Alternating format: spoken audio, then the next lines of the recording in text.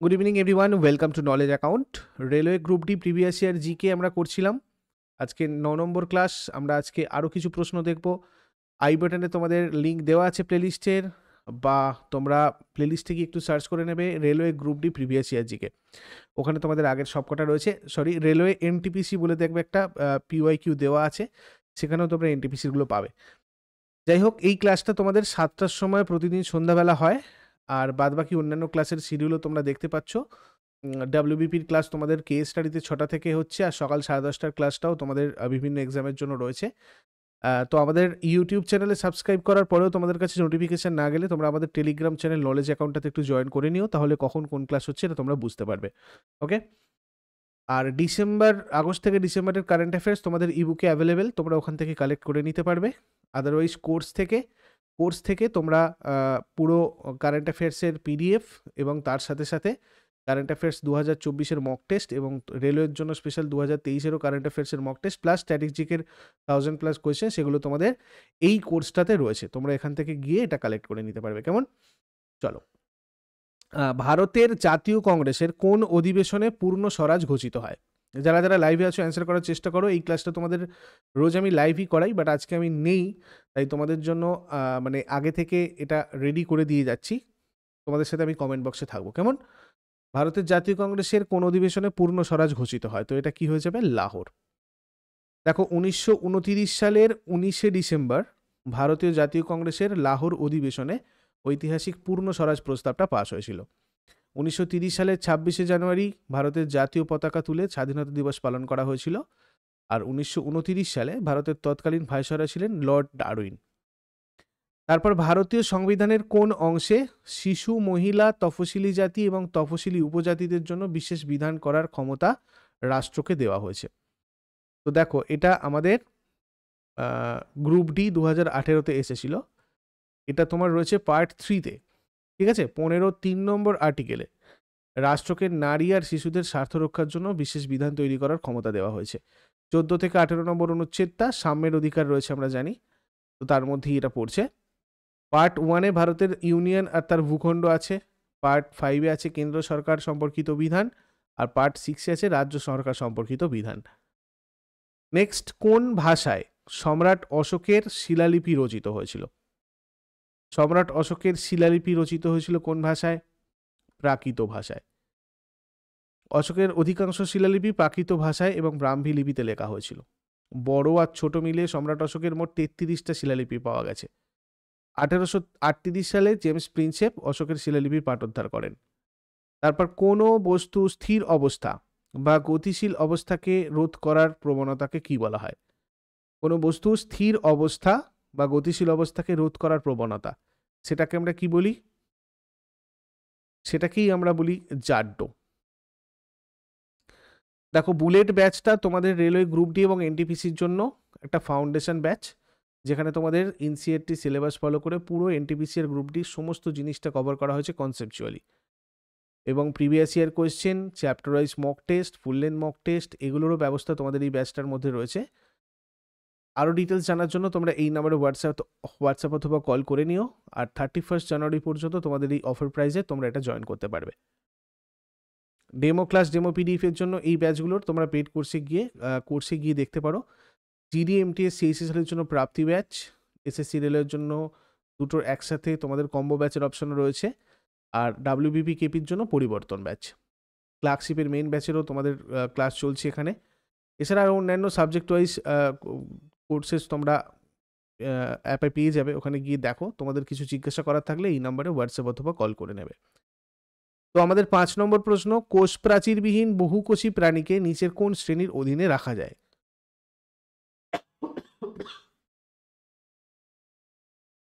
কোষ প্রাচীরবিহীন বহুকোষী প্রাণী, এটাকে রাখা যায় অ্যানিমেলিয়াতে। হেটারোট্রফিক ইউক্যারিওটিক বহুকোষী জীব যাদের কোষ প্রাচীর নেই, তাদের অ্যানিমেলিয়া প্রাণী জগতের অন্তর্ভুক্ত করা হয়েছে। এই জীবের পুষ্টির মাধ্যম হচ্ছে হলোজিক পুষ্টির মাধ্যমে এরা নিজেদের পুষ্টি কার্য সম্পন্ন করে।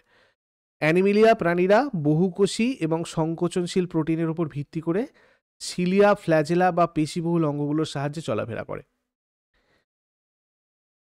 তারপর নিম্নের কোনটি নারী প্রজনন ব্যবস্থার অংশ নয়? Vas deferens. দেখো, ভাস ডিফারেন্স মানে হচ্ছে শুক্রাণুনালী, ঠিক আছে? ভাস ডিফারেন্সটাকে শুক্রাণুনালী বলে। এটা এপিডিডাইমিসকে মূত্রনালীতে সংযুক্ত করে এবং টেস্টিস থেকে মূত্রনালীতে শুক্রাণু বহন করে। সুতরাং এটা নারী প্রজনন ব্যবস্থার অংশ কিন্তু নয়। মহিলাদের প্রজনন ব্যবস্থার অংশ কি কি? ডিম্বাশয়, ফ্যালোপিয়ান টিউব, জরায়ু, যোনি, বাহ্যিক যৌনাঙ্গ, এই সমস্ত। তারপরে নিম্নের কোনটি তুলা উৎপাদনে শীর্ষস্থানীয় রাজ্য?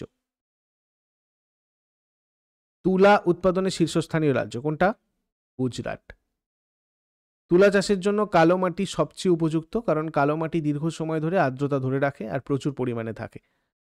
ভারতের 9টা প্রধান তুলা উৎপাদনকারী রাজ্যতে তুলা চাষ হয়। উত্তরাঞ্চলে পাঞ্জাব, হরিয়ানা ও রাজস্থান, মধ্যাঞ্চলে গুজরাট, মহারাষ্ট্র ও মধ্যপ্রদেশ, দক্ষিণাঞ্চলে অন্ধ্রপ্রদেশ, কর্ণাটক আর তামিলনাড়ু। আর পশ্চিমবঙ্গ ভারতের সবচেয়ে বেশি ধান উৎপন্ন করে, মনে রাখবে। আসাম ভারতের বৃহত্তম চা উৎপাদনকারী রাজ্য, ঠিক আছে? পশ্চিমবঙ্গ, আসাম গেল। আর Orissa chromite, graphite, bauxite, manganese আকরিক, লৌহ আকরিক, সিলিমানাইট, কোয়ারজাইট, পাইরক্সেনাইট এবং ডলোমাইটের শীর্ষস্থানীয় উৎপাদক। তারপর ভারতে জিপসাম এবং রৌপ্য আকরিকের একটি বড় অংশ কোথায় নিষ্কাশিত হয়? জিপসাম এবং রূপোর আকরিকের একটা বড় অংশ নিষ্কাশিত হয় কোথায়? রাজস্থানে। রাজস্থান ভারতের দ্বিতীয় বৃহত্তম খনিজ উৎপাদনকারী রাজ্য এবং দেশের মোট খনিজ মজুদের প্রায় 90% এখানে আছে। রাজস্থান অধাতু খনিজগুলির মোট জাতীয় উৎপাদনের 24% ভাগের সাপ্লাই দেয়। ভারতে রাজস্থান হলো তামা এবং দস্তার মতো নন ফেরিক ধাতুগুলোর সর্বশ্রেষ্ঠ উৎপাদক এবং দেশের তামা উৎপাদনের 40% এবং দস্তা উৎপাদনের 100%-এর জন্য দায়ী। এছাড়াও রাজ্যের 85% সীসা উৎপাদন, 94% জিপসাম, 76% রূপোর আকরিক, 68% ফেলসপার, 84% অ্যাসবেস্টাস এবং 12% অভ্র এখানে কিন্তু তোমার রাজস্থানে রয়েছে। নিম্নের কোনটির কণার গতির শক্তি সর্বাধিক? এর মধ্যে সর্বাধিক গতিশক্তি রয়েছে প্লাজমার, যার মধ্যে গতিশক্তি সর্বাধিক। দেখো, অ্যাকচুয়ালি প্লাজমার কণাগুলোর গতিশক্তি সর্বাধিক, কারণ কণাগুলো তাদের ধরে রাখার জন্য প্রায় কোনো আকর্ষণ বল ছাড়াই অবাধে চলাচল করতে পারে। পদার্থের মৌলিক অবস্থার মধ্যে প্লাজমা সবচেয়ে গতিশক্তি ধারণ করে, কারণ প্লাজমাতে থাকা কণাগুলো কণার চেয়ে দ্রুত গতিতে চলাচল করতে পারে। স্যার উইলিয়াম ক্রুক্স 1879 সালে প্রথম প্লাজমা শনাক্ত করেছিলেন এবং আরভিং ল্যাংমুইর 1928 সালে প্লাজমা শব্দটা ব্যবহার করেছিলেন। তারপর ভারতের ট্র্যাক অ্যান্ড ফিল্ডের রানী নামে কে পরিচিত? ট্র্যাক অ্যান্ড ফিল্ডের রানী কাকে বলা হয়? পিটি ঊষাকে বলা হয়। পিটি ঊষা দেশের সর্বকালের সেরা ক্রীড়াবিদদের একজন। কেরালার কোজিকোড়ের কুত্তালিতে জন্মগ্রহণ করেন। 16 বছর বয়সে 1980 সালে মস্কো গেমসে তিনি অলিম্পিকে সর্বকনিষ্ঠ ভারতীয় স্প্রিন্টার হিসেবে অংশগ্রহণ করেছিলেন। 1979 সাল থেকে ভারতীয় অ্যাথলেটিক্সের সাথে যুক্ত ছিলেন। আর পিটি ঊষা প্রথম ভারতীয় মহিলা যিনি কোনো একটা অলিম্পিক ইভেন্টে ফাইনালে উঠেছিলেন। পিটি ঊষা 1982 সালে এশিয়ান গেমসের ট্র্যাক অ্যান্ড ফিল্ডে প্রথম পদক জিতেছিলেন। তারপর ইউনিফর্ম সিভিল কোড এর বিধান ভারতের সংবিধানের কোথায় উল্লেখ করা হয়েছে? পার্ট 4-এ উল্লেখ করা হয়েছে ইউনিফর্ম সিভিল কোডের বিধান। পার্ট 4-এর 44 নম্বর আর্টিকেলে রাষ্ট্রকে নাগরিকদের জন্য একটা অভিন্ন নাগরিক আইন বা ইউনিফর্ম সিভিল কোড প্রণয়নের কথা বলা হয়েছে। পার্ট 4টাতে অ্যাকচুয়ালি কি আছে? রাষ্ট্র পরিচালনার নির্দেশমূলক নীতি, যেটা আয়ারল্যান্ডের সংবিধান থেকে গৃহীত। আর পার্ট 10-এ আছে তফসিলি আর উপজাতীয় অঞ্চল সম্পর্কিত বিধান। পার্ট 6-এ আছে ভারতের রাজ্যগুলোর শাসন ব্যবস্থা। পার্ট 3-তে আছে মৌলিক অধিকার 12 থেকে 35 নম্বর অনুচ্ছেদ। তারপর যখন তারের দৈর্ঘ্য দ্বিগুণ হয় তখন অ্যামিটারে পর্যবেক্ষণ ড্যাশ হ্রাস পায়। তারের দৈর্ঘ্য দ্বিগুণ হলে অ্যামিটারে পর্যবেক্ষণ অর্ধেক হ্রাস পায়। একটা নির্দিষ্ট তাপমাত্রায় একটা পরিবাহীর প্রতিরোধ রোধ যেটাকে আমরা বলি, তার দৈর্ঘ্য আর ক্ষেত্রফলের ক্রস সেকশনের সাথে যে উপাদান দিয়ে তৈরি সেটার উপর ডিপেন্ড করে, ক্রস সেকশনের উপর ডিপেন্ড করে আর দৈর্ঘ্যের উপর ডিপেন্ড করে। তারের দৈর্ঘ্য দ্বিগুণ করা হলে তারের প্রতিরোধ বা রোধ দ্বিগুণ হয়ে যায়। ঠিক আছে, যখন দৈর্ঘ্য বেড়ে যায় তখন রোধও বেড়ে যায়, তাই তড়িৎ প্রবাহ অর্ধেক হয়ে যায়, সেই জন্য আমরা এখানে অর্ধেক দেখতে পাবো। তারপরে 100 কেজি ওজনের একটি বস্তুকে 6 সেকেন্ডের মধ্যে 5 মিটার পার সেকেন্ড থেকে 17 মিটার পার সেকেন্ড পর্যন্ত সমবেগে ত্বরান্বিত করা হলো। তো বস্তুর উপর যে পরিমাণ বল প্রয়োগ হয়েছে তার মাত্রা তোমাকে এখানে জিজ্ঞাসা করা হয়েছে। এই ধরনের ছোট ছোট সমস্যাগুলো সমাধান আমরা কিভাবে করব দেখো। তো এটা আমাদের অ্যাকচুয়ালি অ্যান্সার হবে 200 মিটার পার সেকেন্ড স্কোয়ার। ঠিক আছে, আমি তোমাদের সাথে মোবাইলে করছি যার জন্য আমি এটা এইভাবেই বলে দিচ্ছি। দেখো অ্যাকচুয়ালি আমাদের ফর্মুলা হচ্ছে এটা, F equals to M into A, ভর ইন্টু অ্যাক্সিলারেশন, আর এটা হচ্ছে ভর। ত্বরণ সমান হচ্ছে বেগের পরিবর্তনের হার, অর্থাৎ এ মানে হচ্ছে V minus you by T. তো এখানে বল, বস্তুর ভর, ত্বরণ, এই জায়গাগুলো যদি আমরা জানতে পারি, যেমন ধরো এখানে ভি আইটা কি হচ্ছে 5 মিটার পার সেকেন্ড। V2 অর্থাৎ চূড়ান্ত বেগ, এটা হচ্ছে প্রাথমিক বেগ, এটা চূড়ান্ত বেগ 17 মিটার পার সেকেন্ড, এই দেখো এটা এখানে দেওয়া আছে। তো এখানে সময়টা হচ্ছে টি সেকেন্ড, 6 সেকেন্ড, টি হচ্ছে 6 সেকেন্ড। তো এখানে F equals to M into A, তার মানে এ এর জায়গায় আমি এটা বসিয়ে দিলাম। ঠিক আছে, এবার এখানে আমরা তাহলে 100 ইন্টু 17 মাইনাস 5/6 করে দেবো, তাহলেই 12/6 হয়ে যাবে, কারেক্ট আনসার 200 নিউটন হবে। যদি না বুঝতে পারো আমি পরে যেদিনকে কম্পিউটারে ক্লাস করবো তোমাদেরকে আরেকবার এটা ভালো করে বুঝিয়ে দেবো। তারপর ভিন্ন ধরনের স্থায়ী কলা গঠনের জন্য ড্যাশ কলা কোষগুলো বিচ্ছিন্ন হয়ে যায়। ভাজক, মোট 3 ধরনের ভাজক কলা পাওয়া যায়। কি কি?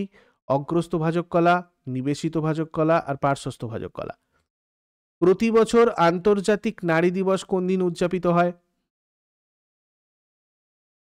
আন্তর্জাতিক নারী দিবস উদযাপিত হয় 8ই মার্চ।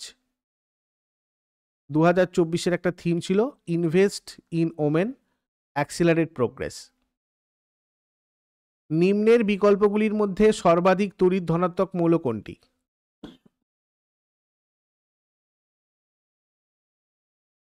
ম্যাগনেসিয়াম।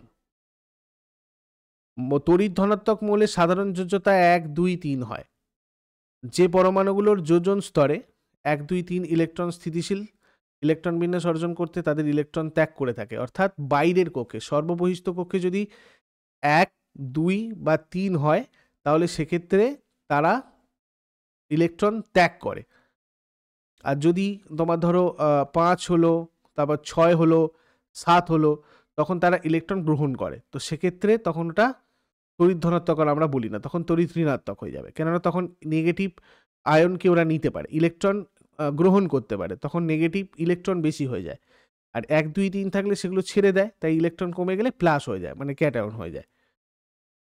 আর পলিং স্কেলে অ্যালুমিনিয়ামের তড়িৎ ঋণাত্মকতা হচ্ছে 1.61, আর ম্যাগনেসিয়ামের তড়িৎ ঋণাত্মকতা পলিং স্কেলে 1.31। সুতরাং তড়িৎ ঋণাত্মকতা উচ্চ হয় এবং তড়িৎ ধনাত্মকতা কম হয়। ঠিক আছে, যৌন জননে মাতা ও পিতার প্রদত্ত জিন হয় ড্যাশ।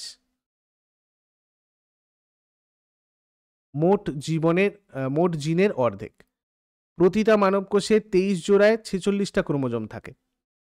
প্রজননের সময় প্রতিটা পিতামাতার 23টা ক্রোমোজোম, আর প্রতিটা জোড়া থাকে একটি করে প্রদত্ত হয়, যার ফলে জাইগোট বা ভ্রূণকোষে 46টা ক্রোমোজোম থাকে।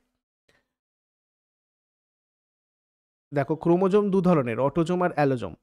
অ্যালোজোম হচ্ছে লিঙ্গ নির্ধারক ক্রোমোজোম, আর স্ত্রীলিঙ্গ ক্রোমোজোমের ধরন হচ্ছে সেক্ষেত্রে XX, আর পুরুষলিঙ্গ ক্রোমোজোম হচ্ছে XY হয়। তারপরে নিম্নে প্রদত্ত কোনটি উদ্ভিজ্জ তেলের হাইড্রোজেনেশনে একটি অনুঘটক হিসাবে ব্যবহার করা হয়? এর মধ্যে কোনটি উদ্ভিজ্জ তেলের হাইড্রোজেনেশনে একটা অনুঘটক হিসাবে ব্যবহার করা হয়? নিকেল। হাইড্রোজেনেশন থেকে বনস্পতির মতো ভোজ্য চর্বি পাওয়া যায়। ঠিক আছে, তারপরে 23.3 গ্রাম জিঙ্কে মোট মোলের পরিমাণ কত? 23.3 গ্রাম জিঙ্কে মোট মোল কত হবে? 0.35। মধ্যবর্তী, আমি আজকে তোমাদেরকে এটা ক্যালকুলেশন করে দেখাতে পারলাম না, যদি তোমাদের অসুবিধা হয় তোমরা একটা কাজ করো, আমি পরের দিনে এই প্রশ্নটা তোমাদেরকে রেখে দেবো, যাতে আমি যখন মানে কম্পিউটার থেকে ক্লাস করাবো আমি যাতে তোমাদেরকে এটা ভালো করে বুঝিয়ে দিতে পারি। ঠিক আছে। আর মধ্যবর্তী যুগে সার্কির রাজারা আতালা মসজিদটি কোথায় স্থাপন করেছিলেন? জৌনপুরে স্থাপন করেছিলেন। ঠিক আছে, চতুর্দশ শতকে উত্তরপ্রদেশের জৌনপুরে সার্কির রাজারা আতালা মসজিদটা স্থাপন করেন। আর জৌনপুরের সুলতানি রাজ্যটা ছিল সার্কি বংশ দ্বারা শাসিত একটা স্বাধীন রাজ্য। আর এই সার্কি বংশের প্রথম শাসক ছিলেন খাজা ই জাহান মালিক সরোয়ার। তারপরে কৃষ্ণ বিপ্লব ড্যাশ উৎপাদনের সাথে সম্পর্কিত? কৃষ্ণ বিপ্লব পেট্রোলিয়াম উৎপাদনের সাথে সম্পর্কিত। দেখো, কৃষ্ণ বিপ্লব পেট্রোলিয়াম, শ্বেত বিপ্লব দুধ, ধূসর বিপ্লব সার, আর গোল বিপ্লব আলু। তারপরে নিম্নের কোনটি বিভিন্ন আকারে থাকতে পারে? এর মধ্যে বিভিন্ন আকারে থাকতে পারে কার্বন। কার্বনের বিভিন্ন রূপভেদ আছে, এই রূপভেদগুলোর মধ্যে আছে গ্রাফাইট, হীরা। ঠিক আছে, আচ্ছা, বাহ্যিকতম কক্ষে উপস্থিত ইলেকট্রনের সংখ্যাকে কি বলে? অর্থাৎ সর্ববহিস্থ কক্ষে যে ইলেকট্রন থাকে, একটু আগে আমি বলে এসেছি, সেগুলোকে বলা হয় যোজ্যতা ইলেকট্রন, যেগুলো যোজ্যতা কক্ষ বলা হয় বাইরের বাহ্যিকতম কক্ষটাকে। ঠিক আছে, আচ্ছা, তারপরে মল্লিকা সারাভাই কিসের সাথে সম্পর্কিত? মল্লিকা সারাভাই শাস্ত্রীয় নৃত্যের সাথে জড়িত। তোমাদের মল্লিকা সারাভাই সম্পর্কে অনেক আগেও বলেছি, তিনি একজন কুচিপুড়ি এবং ভারতনাট্যম নৃত্যশিল্পী। আমাদের মহাকাশ বিজ্ঞানী বিক্রম সারাভাইয়ের কন্যা। সূর্যে সৌরশক্তি উৎপাদনের সময় নিচের কোন বিক্রিয়া ঘটে?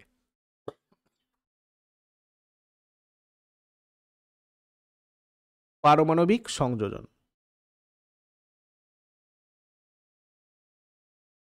ক্যালসিয়াম অক্সাইড জলের সাথে বিক্রিয়া করলে উপজাত হিসাবে কি গঠিত হয়?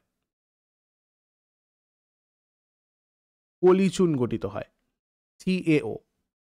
ক্যালসিয়াম হাইড্রক্সাইড এবং জল একত্রিত হয়ে ক্যালসিয়াম হাইড্রক্সাইড বা পলিচুন তৈরি করে। ঠিক আছে, ক্যালসিয়াম হাইড্রক্সাইড। ক্যালসিয়াম অক্সাইড কিন্তু CaO, আর ক্যালসিয়াম হাইড্রক্সাইড এর সংকেত এটা। একটি বৈদ্যুতিক বাল্বের ফিলামেন্টের মধ্য দিয়ে 0.5 অ্যাম্পিয়ার বৈদ্যুতিক প্রবাহ 5 মিনিটের জন্য প্রবাহিত হয়। এই তারের মধ্যে দিয়ে প্রবাহিত বৈদ্যুতিক আধান কত হবে? তো দেখো, এখানে আমাদের কি করতে হয়, আমরা জানি কুলম্ব বাই হচ্ছে টি ইকুয়ালস টু আম্পিয়ার হয়, মানে Q by T equals to I.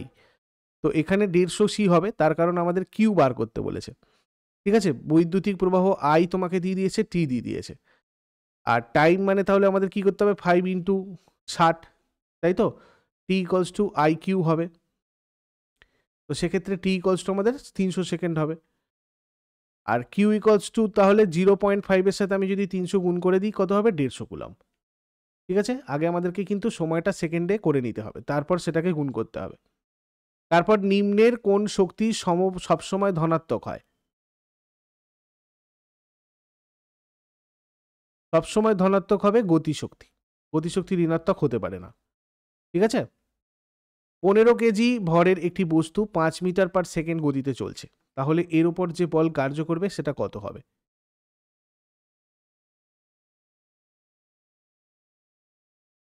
তো এটা হবে 75 নিউটন। তার কারণ দেখো, আমাদের এম ইন্টু এ, বল মানে হচ্ছে এম এফ এ বা এম এ, তো এই দুটোকে আমরা গুণ করে দিলেই আমাদের কত আসবে, 75 আসবে।